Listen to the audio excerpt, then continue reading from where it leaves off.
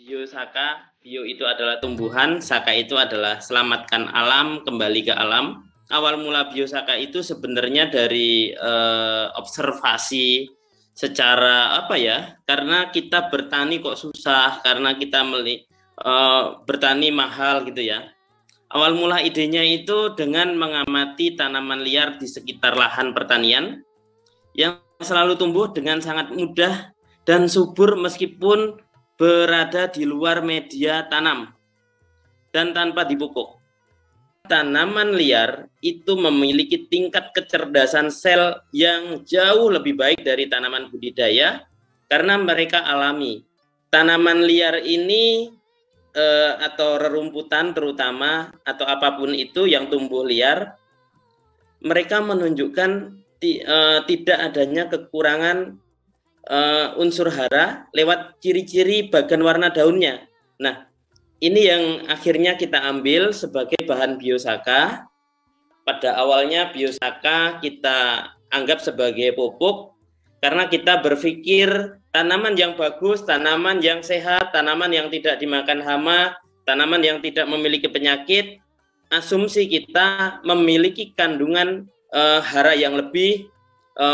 Daunnya bagus, kita pikir N-nya banyak, tumbuhnya bagus, kita pikir kaliumnya, fosfatnya itu bagus. Nah, tetapi ternyata setelah diuji laboratorium, biosaka tidak memenuhi satupun syarat yang ditetapkan oleh para ahli pertanian di Indonesia sebagai hormon, pupuk maupun nutrisi tanaman. Nah, tetapi dengan melihat dampak dan ciri-ciri dan fungsi yang terjadi dengan aplikasi biosaka pada tanaman, ini disimpulkan oleh Profesor Robert Manurung dari ITB, Guru Besar Rekayasa Hayati, sebagai elisitor. Mengapa harus biosaka? Ya, ini ada biosaka.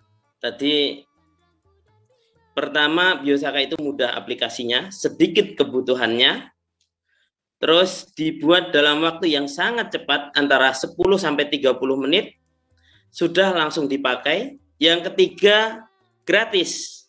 Karena bahan biosaka tersedia kapanpun, dimanapun, karena bisa dibuat dari semua jenis ragam hayati, tentunya harus memenuhi syarat standar yang sudah ditetapkan, yaitu sehat, tidak terkena hama dan penyakit.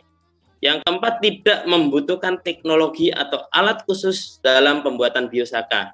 Hanya rumput, air, dan peremasan menggunakan tangan kita. Terus bisa disimpan dalam waktu yang lama. Kalau di Blitar, penggunaan biosaka sudah mengurangi pupuk hingga 50%, bahkan sampai 70% dari kebiasaan petani yang dilakukan di Blitar. Bahkan kalau untuk di hortikultura, penggunaan pupuk kimia kita hari ini sudah sampai pengurangan 85%. Artinya kita menggunakan hanya maksimal 15% untuk hortikultura.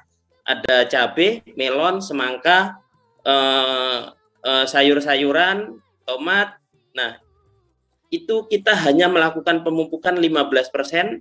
Hari ini kita sudah tidak pernah melakukan lagi pemupukan kimia dasaran. Jadi olah lahan hanya menggunakan pupuk organik, pupuk kandang.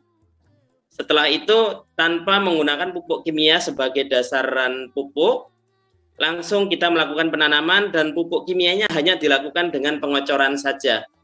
Terus tanaman budidaya yang diberi perlakuan biosaka dapat tumbuh dengan baik meskipun dilakukan pengurangan pupuk.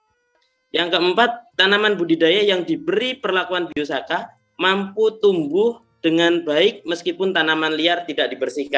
Dan intinya biosaka mampu membuat tanaman budidaya dan tanaman liar itu hidup berdampingan, mereka bersosial, tidak seperti yang sebelumnya terjadi. 4 tahun yang kita lakukan di Blitar tidak menunjukkan sedikit pun indikasi untuk tanah kita mengarah pada tanah yang kritis.